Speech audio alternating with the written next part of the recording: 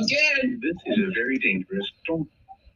Hazard: 3-inch hail and 60 miles per hour wind gusts. Source: trained weather spotters. Oh my God. Impact: people and animals outdoors will be severely injured. Expect shattered windows, extensive damage to roofs, siding, and vehicles.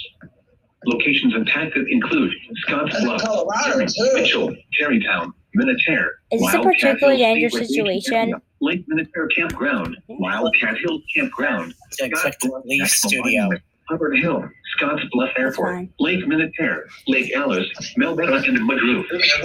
For your protection, move to an interior room on the lowest floor of a building. This is a dangerous storm.